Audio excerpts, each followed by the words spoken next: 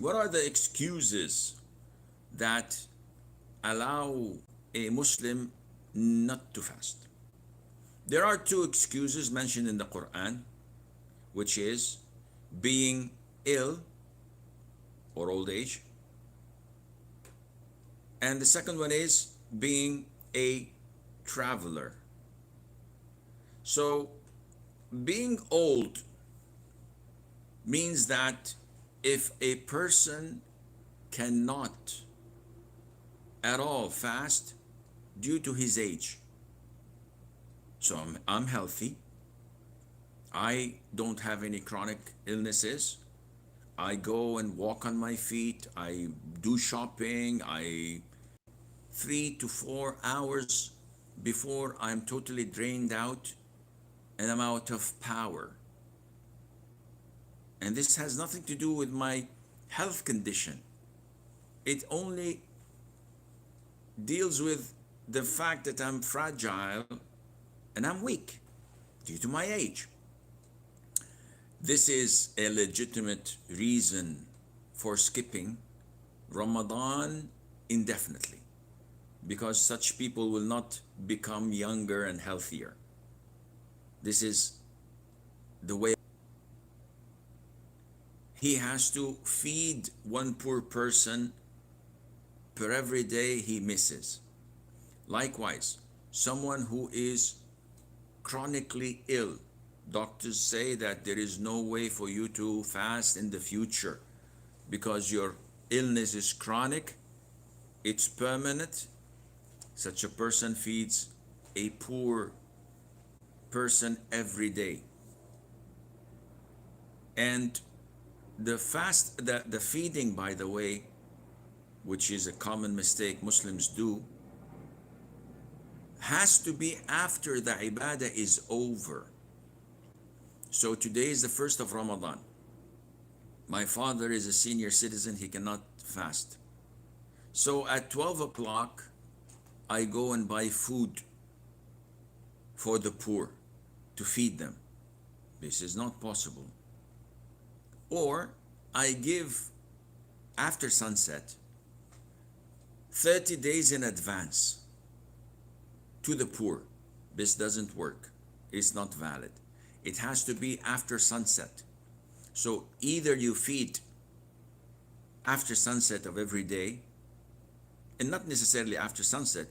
You can, for example, today is the first of Ramadan, the sun has set. You can feed yesterday's missed fasting tomorrow or next week or next month, but it has to be after the day was over. Or you wait until the whole 30 days are finished, and then you feed 30 poor person if you wish, but not before. So this is, but also if you are sick, though not chronically, you are exempted from fasting.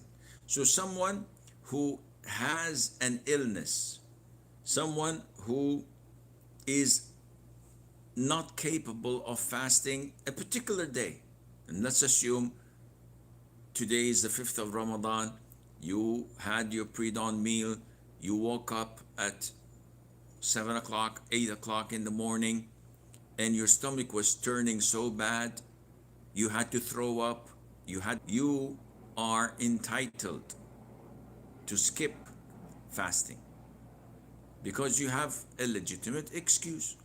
There's no problem in that. However, you are obliged to make up for that mistake, because Allah mentioned that in Surah Al-Baqarah in two places. فَمَنْ كَانَ مِنْكُمْ مَرِيضًا أَوْ عَلَى سَفَرٍ فَمَنْ كَانَ مَرِيضًا أَوْ عَلى سَفَرٍ فَعِدَّةٌ مِنْ أَيَّامٍ أُخَرٍ. You have to make up for these missed days once you get well. And likewise, and we will get to that later on, if a woman is pregnant or she's breastfeeding, so she shares the same ruling. the ruling of being sick, because she has an obstacle that prevents her from fasting. And this obstacle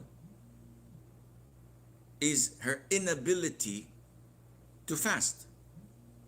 Likewise, a nursing woman, a woman who's breastfeeding her child, fearing that she won't have enough milk, or that she would be too tired to continue to fast. For those two, it is an issue of dispute, but the vast majority say that they must make up for these missed days regardless of how many days. Do they have to pay expiation? Meaning that, do they have to feed poor people? It's an issue of dispute. Some scholars say with them all. They said that a pregnant woman and a nursing woman should only feed instead of fasting. But the vast majority of scholars say no, they have to make up for these mistakes.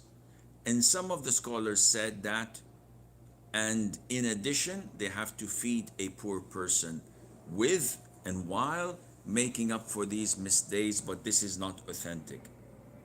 So the most authentic opinion is a pregnant woman and a nursing mother may skip fasting Ramadan, but they have of not fasting, and they do not require to feed any poor person.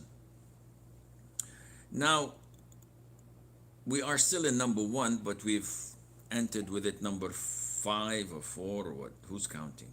Number 4.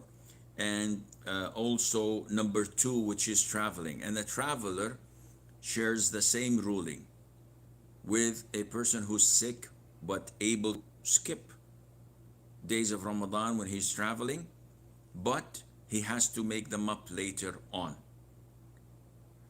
Now, let us assume someone is sick or traveling and he decides to fast. Is his fast valid? The answer is yes. The fast is valid. But he's either doing a good thing or going against the sunnah, or he is sinful. So there are 3 cases, 3 the exemptions from fasting is for a person who's ill, for a person who is traveling, and if an ill person or someone who's pregnant or breastfeeding decides to fast, the fast is valid. However, it is categorized at 3 levels. Level 1, total permissibility and recommendation. Meaning, a traveler who's traveling, and if he fasts or not, it's the same to him. It's not gonna be hard. There's no hardship. There's nothing that would impact him, such as people going from one city to the other, flying for an hour, for example. A 1-hour flight has no impact, none whatsoever. So what do you recommend? Skip fasting the day of Ramadan or continue because it's a sunnah? The answer is no. Continue to fast the day of Ramadan because it's easier to fast with everybody else rather than making up such a day on your own. Secondly, you will gain the blessing of Ramadan and there's no hardship. Level 2, you can fast, but there would be a little of hardship because this is a concession that Allah has given you. And there is hardship. Why burden yourself? Of course, there are hadiths that explain to us that whenever the Prophet ﷺ traveled, everybody else would not fast. With the exception of the Prophet ﷺ, sometimes he used to fast and Abdullah ibn Rawaha, while the whole group skipped fasting. So this means that if there is no hardship at all, you can fast. But if there is some hardship, it is best for you not to fast. Now, if there's harm resulting from this, so fasting for you as a traveler, you're the airline captain, you're flying a plane, and you decide to fast, and the day is like 17, maybe 20 hours, and you're flying, and this may hamper the health and the safety of the passengers on board alongside your own safety. Doctors say that this would hinder your recovery, maybe postpone it for a longer time, or maybe it would be harmful for you. In this case, it is mandatory to not fast. And if you decide to fast, you would not be rewarded, rather you would be sinful for that. So this is traveling. And number 3, one of the reasons, one of the exceptions for people not to fast is to have their monthly cycle. And this is only for females, of course, until now, I hope. And those who have their postnatal bleeding. These are 2 excuses that are not optional, that are not done by choice. It's something that Allah has prescribed upon females. And once a female has this, immediately she has to break her fast, and she can until a couple of minutes before sunset, and I got my menses. The whole day is cancelled. Even if you got your menses seconds before sunset, this is the rule of Allah Azza wa Jal, and this is your test from Allah subhanahu wa ta'ala. Number 4, pregnancy and breast fasting. And in the end of this point, we have that one can feed a poor person for every day missed, and we said that this is a weak opinion, and the vast majority of scholars say that they have to make up without feeding.